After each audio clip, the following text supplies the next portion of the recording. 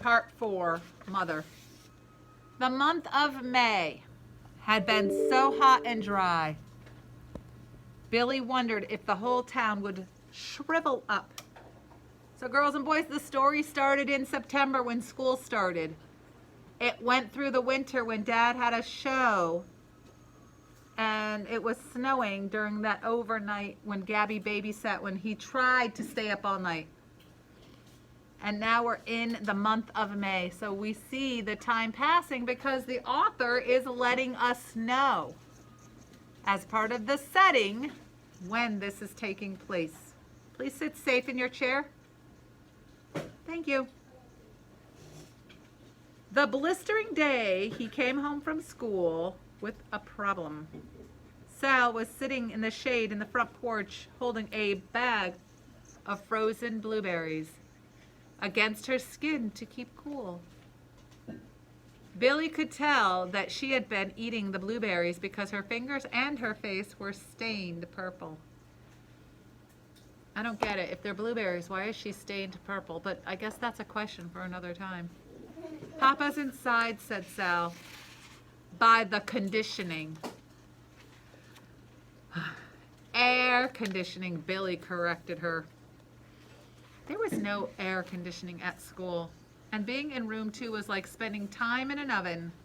Billy's clothes had been sticking to his chair all afternoon, making it hard to concentrate on anything except his own discomfort. Mrs. Silver kept the window and the doors open, and she had a big fan running continuously. But that didn't help much.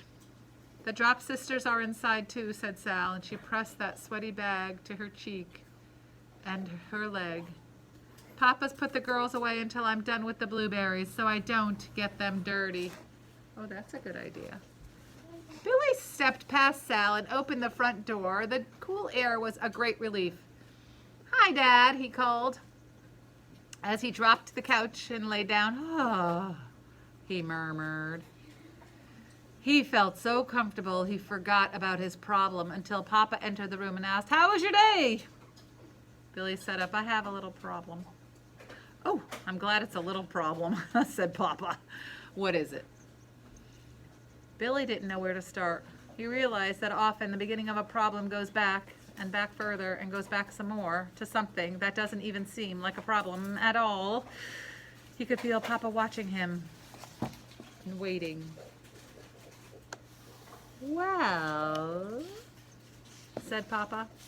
So what I notice is the author uses, and from Billy's point of view, Papa still. But when Billy talks, he says, Dad. Put it away.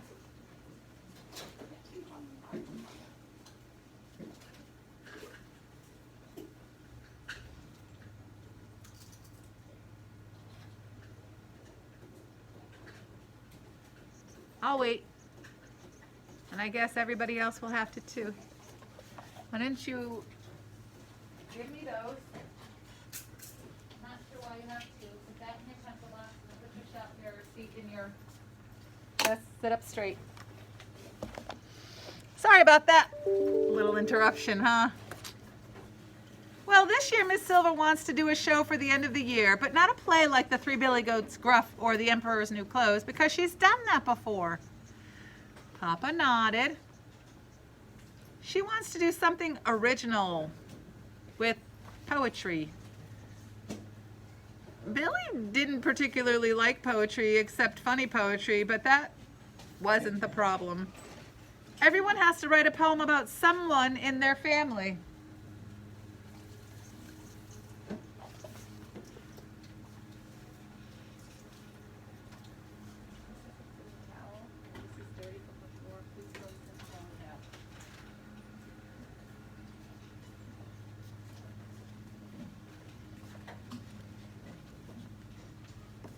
Everyone has to write a poem about someone in their family. Miss Silver said the show should be called Family or Room Tomb Families or something like that.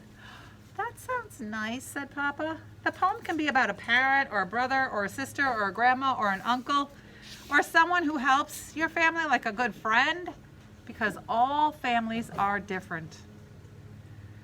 Billy took a breath. Then we have the show. We have to say our poem on the stage with a microphone, and you can memorize it if you want to. Is that the problem? Asked Papa. Memorizing? No. The problem is, said Billy, we're supposed to write about one person.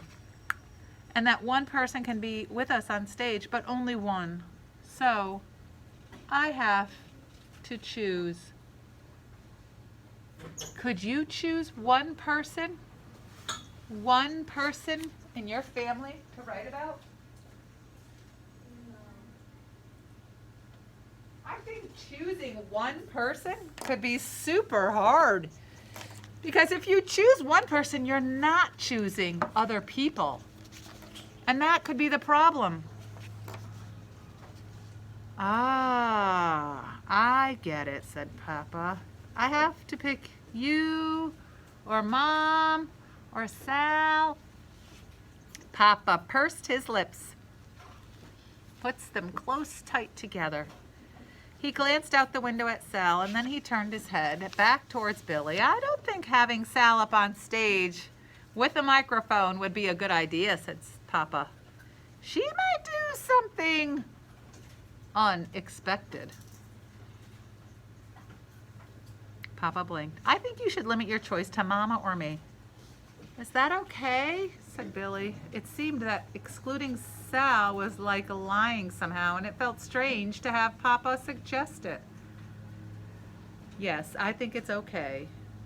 Billy's problem was smaller now, but he still had a problem. He had to choose between Mama and Papa. He didn't want either one to feel bad. Papa seemed to have a window into his thoughts. If you pick Mama, that's fine with me. And if you pick me, it will be fine with Mama. Remember that. Remember what? Asked Sal, who had just popped up behind Papa like a whack-a-mole at the country fair. Wow, that's a pretty interesting comparison. A whack-a-mole compared to Sal.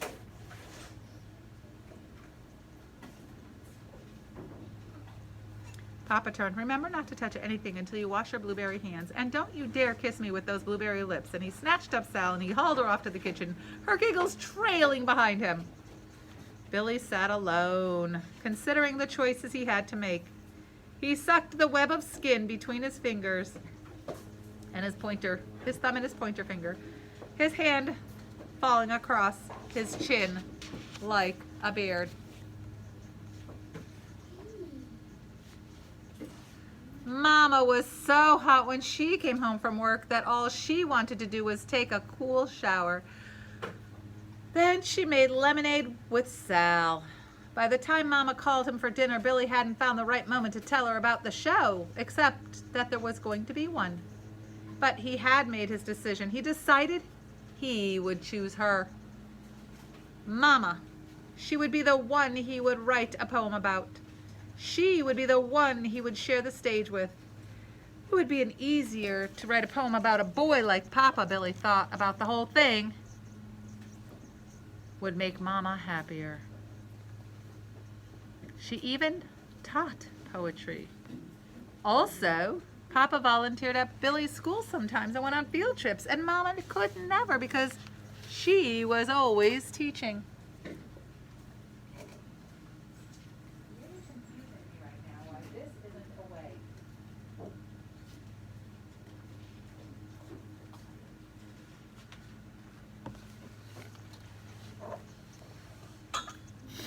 Billy still felt uncomfortable about choosing one over the other, so he'd come up with a plan so that Papa wouldn't know he'd made a deliberate choice. His plan was to have Mama and Papa each pick a number from 1 to 10. Instead of having a particular number in mind and writing it down, he'd wait for Mama and Papa to say their numbers. And then, no matter what number Mama chose, he would declare her the winner. It wouldn't be fair, but that way Papa wouldn't have his feelings hurt. It was sort of like the same thing as excluding Sal from the show without her knowing it. And Papa had said that was okay. During dinner, Mama asked question after question about the show. Billy explained everything, including how either she or Papa would be on stage. It sounds wonderful, Mama said. Although I'd love a play with cute animals, you'd be adorable with whiskers and furry little ears and a pink nose. Billy crunched up his face. No way! Can I go? Asked Sal. Of course, said Papa. There will be refreshments too, Billy told them. Then Billy said to Mama and Papa, now Mom, Dad, pick a number. Whoever is the closest wins. I'll write the poem about you. Pick a number from 1 to 10. 5, said Mama without hesitating. 6, said Papa. 5 was the exact number, said Billy, trying to sound as natural as possible, to convince himself that 5 would have been the number he selected. His ears were burning, and he worried that they would be turning red. His cheeks, too. He formed a fish mouth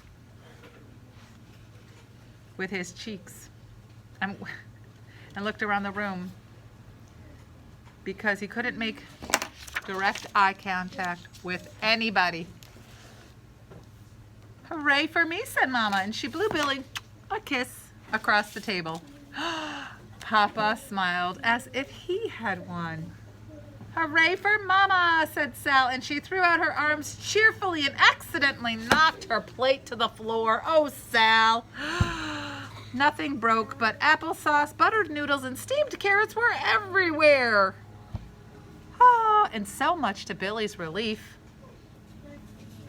Everyone's attention shifted to the mess to clean up. Billy sighed. He realized that as soon as one problem is solved, something else is right there waiting to take up your time. He'd solved the problem of who to choose, but now, of course, he had to write the poem. This section is all about Mama. I like the way he chose how to write a poem about her. What will he write?